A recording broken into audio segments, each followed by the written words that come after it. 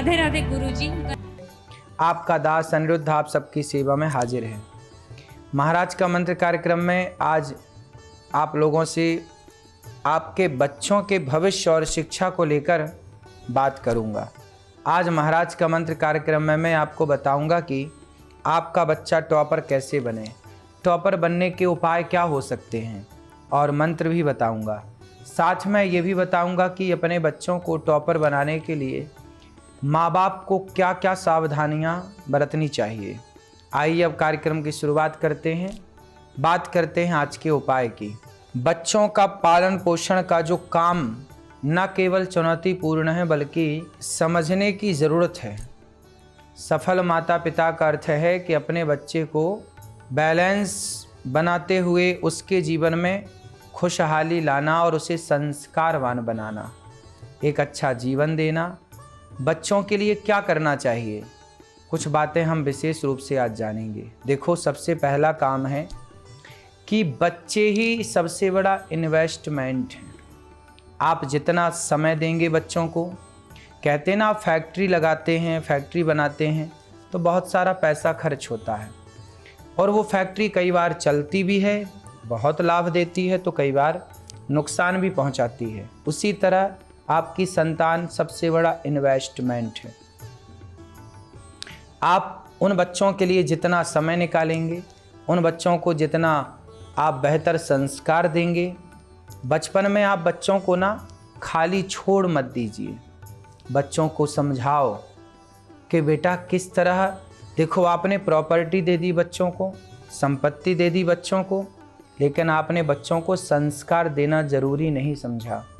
आज माँ बाप की सबसे बड़ी गलती है कि माँ बाप इसलिए फोर्स करते हैं कि बेटा अच्छे नंबर लेकर आना है, अच्छे नंबर लेकर आना है। आप बच्चों को अच्छा नंबर लाने के लिए उन्हें प्रेशर तो बनाते हैं, टॉर्चर तो करते हैं, लेकिन आपने कभी बच्चों को खुश रहना नहीं सिखाया। बेटा अच्छे नंबर लेकर आना, अच्छी नौकरी पाना है, सफल होना है, ये सब कुछ आपने बताया, बार बार बताया, लेकिन आपने ये नहीं बताया कि बेटा खुश कैसे रहा जाए। जब 10वीं और 12वीं का एग्ज़ाम होता है और उसके जब परिणाम आते हैं, जब बच्चा कोई जॉब करना चाहता है और वो सफल नहीं हो पाता, नंबर कम आते हैं, तो कई बार आपने सुना होगा कि बच्चे आत्महत्या कर लेते हैं। क्यों कर लेते हैं? क्योंकि बच्चे अच्छे नंबर लाना चाहते हैं। माँ बाप का दबाव है, समाज का दबाव है।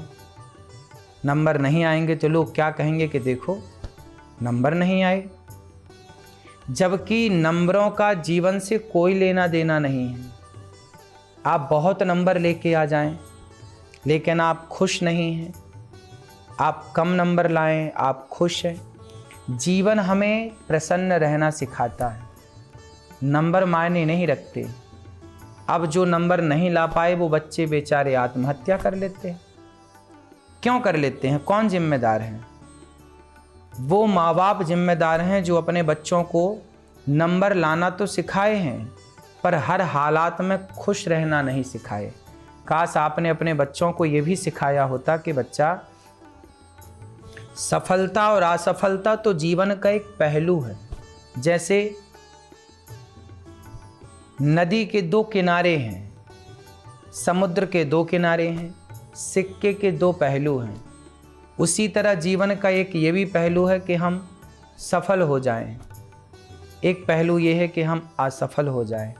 लेकिन असफलता परेशान करने वाला विषय नहीं है। आप असफल हो गए हैं तो कोई बात नहीं, फिर से सफल होने का प्रयास कीजिए, बार बार सफल होने का प्रयास कीजिए। क्या प्रयास करने से असफल लोग सफल नहीं होते? क्या कम नंबर लाने वाले लोग ज़्यादा नंबर लाने वालों को नौकरियां नहीं देते? क्या इस सच्चाई से आप आंखें बंद कर लेंगे? कई बार कम नंबर लाने वाला लड़का, कम नंबर लाने वाले लोग ज़्यादा नंबर लाने वाले लोगों को अपने घर नौकरी देकर के रखते हैं। इसलिए बच्चों को हर हाल में खुश रहना सिखाइए। बेटा खुश रहो, प्रसन्न रहो। कम नंबर हैं कोई बात नहीं, प्रसन्न रहो। कम पैसा कमाते हो ना, कंपटीशन में क्यों उलझना है? कोई बात नहीं, खुश रहो। यदि बच्चों को आपने खुश रहना सिखाया तो बच्चे आज हार गए हैं, आज असफल हुए हैं, तो वो कल सफल भी तो होंगे। तो आप भी अपने बच्चों को इस तरह मोटिवेट करिए, समझाइए कि बेटा तू कर सकता है, तू खुश तो रह। अरे जब खुश रहेंगे बच्चे तब ना पढ़ेंगे, खुश ही नहीं है बच्चे, पढ़ेंगे कैसे? पढ़ाई में मन कैसे लगेगा? तो बच्चों को टॉपर बनाने का मूल मंत्र है कि पहले बच्चों को खुश रखा जाए, वातावरण ऐसा बनाया जाए घर का कि घर के सारे लोग खुश हैं। जब माँ बाप खुश तो बच्चे भी खुश। बच्चों को ऐसा खाना दें जो अधिक एनर्जी से परिपूर्ण हो। खाने में बच्चों को अंकुरित अनाज दें, बादाम दें, फल ज़्यादा दें, दूध दें, सब्जियां दें। जब बच्चों को अंकुरित अनाज खिलाएंगे तो बच्चों की बुद्धि और तेज होगी। बाहर की तली भुनी चीज़ों से बच्चों को बचाएं, बाहर के पिज्ज़ा बर्गर से बच्चों को बचाएं, उन्हें ना दें। ये सब चीज़ें उनको समझाएं कि बेटा आप ये तो समझा पाओ कि पिज्ज़ा बर्गर गलत है, आप ये तो सिखा पाओ बच्चों को कि ये बाहर की तली भुंजी चीज़ें गलत हैं, घर की चीज़ें सही हैं। कम से कम ये विश्वास तो माँ बाप दिला पाएँ बच्चों को। कम से कम 8 घंटे की नींद बढ़िया से लेनी चाहिए सबको। अच्छे दोस्तों से मिलें, सत्संग करें, संतों की संगति करें, मंदिर जाएं, हनुमान चालीसे का नित्य पाठ करें, है ना। परीक्षा से पहले ग्रुप स्टडी करें, साथ में 4-6 बच्चे मिल कर के पढ़ें, है ना। थोड़ा सा साथ में बैठ के अध्ययन करें। पढ़ाई लिखाई में 2-4 बच्चे हों तो कुछ हम डिस्कस करें, कुछ आप डिस्कस करें, कुछ हम पूछें, कुछ आप पूछें। ऐसे में बच्चों की याददाश्त अच्छी रहती है। सुबह उठ कर के रोज़ प्राणायाम करें, योग करें। बात करेंगे आज के भविष्य की। गाल का, मुख का जो रंग है वह भी बहुत कुछ समझाता है। आइए अब आपको सामने वाले के जो रंग है उसके चेहरे का, वो रंग भी बहुत कुछ बताता है, उसके बारे में जानते हैं। गालों का रंग लाल हो तो जिन लोगों के गालों का रंग लाल होता है वे थोड़े गुस्से वाले होते हैं। छोटी छोटी बातों में इन्हें गुस्सा बहुत आता है। ये लोग साहसी होते हैं पर तुरंत उत्तेजित हो जाते हैं। दूसरा, गालों का रंग यदि गुलाबी हो तो जिन लोगों के गालों का रंग गुलाबी दिखाई पड़ता है वे लोग संतुलित होते हैं, किसी स्थिति में खुद को बहुत अच्छे से सेट कर लेते हैं, हर काम को अपने तरह से करना पसंद करते हैं। इन लोगों को जीवन में कई उपलब्धियां हासिल होती हैं। गालों का रंग पीला हो तो गालों का पीला रंग बीमारी का प्रतीक है। ऐसे लोगों में शक्ति की कमी पाई जाती है। ये लोग डरे हुए होते हैं, एनर्जी भी बिल्कुल डाउन होती है। गालों का रंग यदि गेहुआ हो तो अधिकांश लोगों के गालों का रंग गेहुआ ही होता है। ऐसे गाल वाले जो लोग हैं सामान्य ही होते हैं, मुश्किल वक्त में आसानी से खुद को ढाल सकते हैं। इन्हें मेहनत करके दूसरे बड़े काम करना अच्छा लगता है और ये बहुत सारी उपलब्धियां मेहनत करके पा लेते हैं। गालों का रंग सफ़ेद हो तो जिन लोगों के गालों का रंग सफ़ेद होता है उनके साथ सेहत की दिक्कतें चलती रहती हैं, इन्हें निराशा रहती है और ये लोग आलसी भी होते हैं। इन लोगों में सब कुछ निश्चित होने की भावना होती है। ये हर काम को अपने ही ढंग से करना पसंद करते हैं। बात करेंगे आज के पंचांग की। आज 21 दिसंबर है, शनिवार, षष्ठी तिथि है, पूर्वा फाल्गुनी नक्षत्र और प्रीति योग है। अगर कोई शुभ कार्य करना चाहते हैं तो राहु काल का समय ज़रूर नोट कर लें। इस समय कोई शुभ कार्य ना करें। आज राहु काल प्रातः 9:45 से लेकर के प्रातः 11:02 तक रहेगा। राहु काल में शुभ कार्य नहीं करना चाहिए। बात करेंगे आज के विषय की। आपका बच्चा टॉपर कैसे बने। आज इंसान के लिए रोटी, कपड़ा और मकान के साथ एक चीज़ और चाहिए जो कि है शिक्षा। अगर इंसान शिक्षित है तो आप चाहें बिजनेस करें या नौकरी करके करें, सरकारी नौकरी करना है या प्राइवेट, बिना शिक्षा के आप कुछ भी नहीं कर सकते। शिक्षा तो देखो बहुत ज़रूरी है। आजकल बहुत पढ़ना लिखना बहुत टफ हो गया है। इसके लिए विशेष ज़रूरी है कि आपका बच्चा भीड़ से अलग दिखे, टॉपर बने। इसके लिए माँ अपने बच्चे को बार बार समझाती है, अपने सामर्थ्य के अनुसार बड़े से बड़े स्कूल में माँ बाप भेजते हैं, अच्छी शिक्षा देते हैं। कुछ बच्चे तो भगवान के घर से ही अच्छा दिमाग लेकर के पैदा होते हैं, लेकिन कुछ बच्चे अक्सर पढ़ाई करने से बचते हैं। जब कुछ पेरेंट्स बच्चों को पढ़ाई का दबाव ना बनाएं, तब तक ज़्यादातर बच्चे पढ़ाई करने नहीं बैठते। अगर आप अपने बच्चे को टॉपर बनाना चाहते हैं तो आपको अपने बच्चों की परवरिश बहुत अच्छे से करनी होगी। शुरुआती दौर में उन पर ध्यान देना होगा। बच्चों को टॉपर बनाने के लिए आपको सबसे ज़्यादा ज़रूरत है मैनेजमेंट की। सबसे ज़्यादा चाहिए कि आप मैनेजमेंट बच्चों को करें, मैनेज करें बच्चों को टाइम दें, बच्चों के साथ बैठें, वो क्या पढ़ रहे हैं, विषय को ठीक से पढ़ रहे हैं, पढ़ने में कहीं गलती तो नहीं कर रहे हैं, थोड़ा सा आपको भी उसका नॉलेज हो तो बहुत अच्छा है। पढ़ाई के समय यदि मन भटक रहा है तो बच्चों को थोड़ा सत्संग भी कराएं। केवल पढ़ाई ही नहीं, थोड़ा बैठो, चलो बेटा 10 मिनट सत्संग करते हैं, थोड़ा गीता पढ़ाएं, थोड़ा रामायण पढ़ाएं। इससे मन कंट्रोल होता है। वो बच्चे सफल होते हैं जिनका लक्ष्य केवल पढ़ना होता है, जिनका उद्देश्य ही कुछ आगे चलकर बड़ा करना होता है। वो शुरुआत से ही अच्छा काम करते हैं। मेडिटेशन के द्वारा बच्चे को मन को केंद्रित किया जा सकता है, शांत किया जा सकता है, मेमोरी भी बढ़ती है। यकीन मानिए मेडिटेशन की वजह से आपका बच्चा क्लास में टॉपर बन सकता है। इसलिए मेडिटेशन करें, थोड़ा ध्यान करें, योग करें। पेरेंट्स को अपने बच्चों पर हर समय पढ़ाई करने का दबाव नहीं बनाना चाहिए। बच्चों को रूटीन के अनुसार पढ़ाई करें। देखो 24 घंटे को 3 भागों में डिवाइड कर लेना चाहिए।